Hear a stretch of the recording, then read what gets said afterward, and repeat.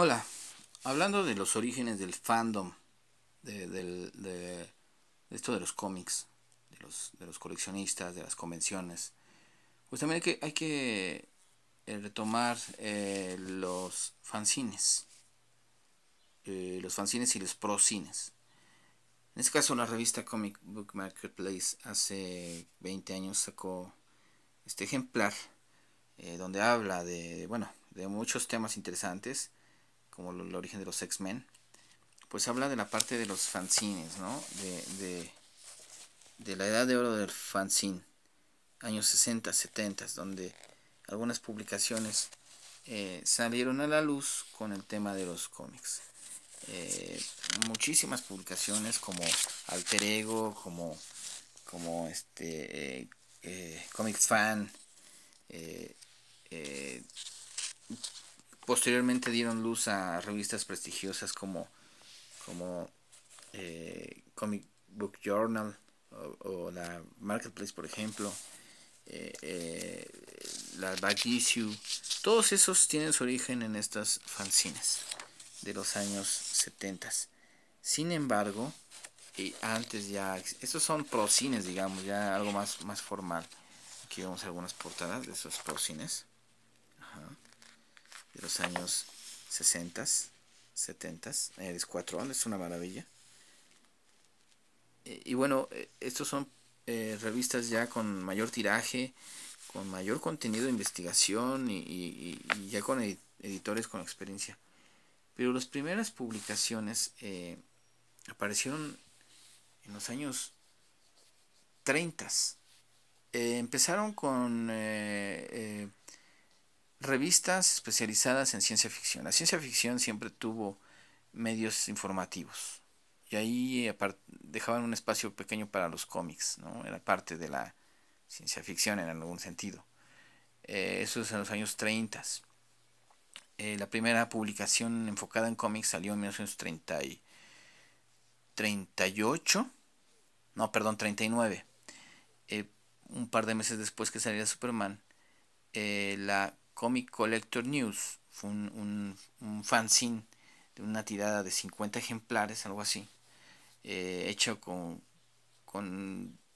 tecnologías de fotocopiado muy rudimentarias en esos años y un gran esfuerzo de tener un vínculo entre los fans de los cómics, ¿no? En ese entonces, pues 50 revistas parecían muchas, ¿no? Y ese fue el primer esfuerzo, que duró un par de meses. Posteriormente salió en 1942 lo que pudiera llamarse la primera publicación enfocada a un personaje de cómics, que se llamaba Facts About Superman. Este ejemplar tuvo una tirada de 250 ejemplares. Este título pues era como que un análisis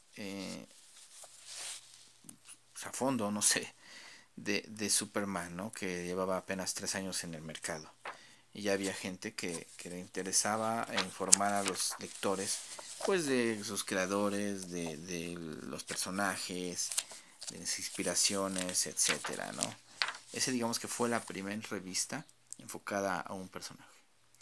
Y de ahí, pues poco hay que contar. Esporádicamente salían algunos fanzines, hasta lo que pareció la Alter Ego de y la Rocket Blast Comic Collector de Bill Shelley y de Roy Thomas en el caso del Alter Ego. Eh, También el señor Blaze fue un entusiasta de los fanzines y ellos en los años 60 sacaron este boom de las publicaciones de puro adolescente. Prácticamente eran puros adolescentes los que publicaban estos materiales, ¿no? Y, y, y tuvieron gran acogida y fue cuando empezaron a tener la inquietud. O sea, estamos hablando de fanzines de una tirada de 500 ejemplares a lo mucho. Era un gran esfuerzo y la distribución pues, era lenta. Ellos eran amigos de correspondencia, entonces se mandaban cartas para ver sus catálogos, para ver qué tienen a la venta, qué buscan, sus one list. Y estos materiales, estos fanzines, pues eran la manera de agilizar esa comunicación entre ellos. Estamos hablando que no había teléfono, no había internet, no había nada, otro medio de comunicación más que las cartas, ¿no? Y ellos tardaban, no todos tenían teléfono, sí existía el teléfono, pero era complicado. Ellos tardaban meses en concretar alguna transacción, ¿no? Te intercambio un cómic que me hace falta por otro que tengo de sobra.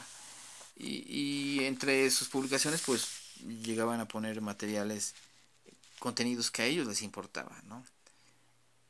Eh, y esas inquietudes de estos coleccionistas, de estos editores, también no hay que olvidar a Fred Patten, a la señorita, en ese entonces la señorita Maggie Thompson, que es la fundadora de eh, Comics Buyer Guide.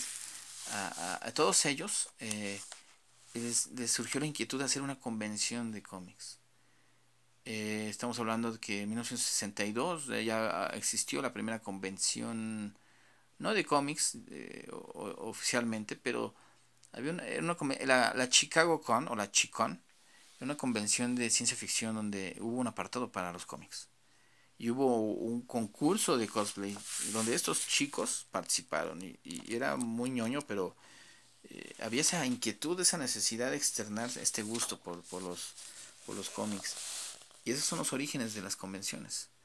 Ellos se juntaron e hicieron una reunión en su casa y en casa de un coleccionista, y ellos eran 50, 60 personas que se reunían en esta casa y platicaban de cómics y planeaban las futuras convenciones o algo que hacer.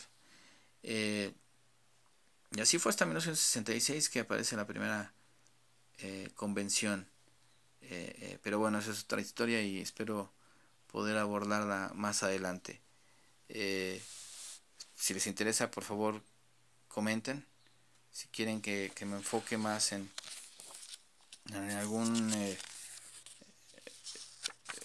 alguna parte histórica del fandom, pues también coméntenlo. Díganme cómo quieren que se enfoque la información. Hay mucha información que compartir y poco hay en internet.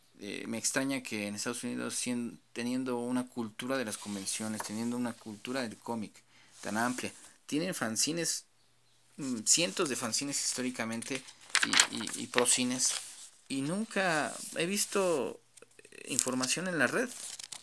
Es muy celoso esta parte. Todo está en revistas especializadas que, a pesar de que tengan un tiraje alto, pues no están al alcance de todos. Y es preocupante que si allá no hay esa información tan pública o no hay un recuento, que yo sepa, no he visto una cronología del fandom, eh, algo que pudiera ser tan sencillo de hacer, no aparece, mucho menos en Latinoamérica. En México, pues la historia de las tiendas de fandom, pues lo conozco porque lo viví, pero gente que de recientes generaciones, pues no tuvo esa oportunidad, y todas esas experiencias no están compartidas, no hay información. Cuál fue la primera tienda en México, la primera convención en México, cómo se conseguían los cómics antes de las tiendas especializadas, nada de eso hay. Y es triste porque pues en algún momento las personas que estuvimos en ese boom del cómic en México no vamos a estar ya, y no hay nada de información que nos explique cómo es que esto ya es tan popular actualmente. Antes era raro encontrar una mochila de los hombres X, por ejemplo. Nadie conocía a los hombres X. En los años 80, años 90, era poco lo que había. Y el que tenía una playera así o una mochila así, pues nadie sabía de qué significaba, ¿no? Hasta que pues empieza a aparecer las series de televisión, las películas, y creo que después del año 2000 empieza toda la gente a conocer y a saber de los cómics y a coleccionar y tener un amplio conocimiento y vaya, ya saben cómo es eso, ¿no? Pero realmente el fandom, el proceso de cómo fue, cómo existió, quiénes fueron los primeros en esto, cómo llegó a ser como lo que tenemos actualmente pues no hay nada. Si les interesa, por favor, coméntenlo. Si tienen experiencias al respecto también, me gustaría saber de ello. Y pues hasta la próxima.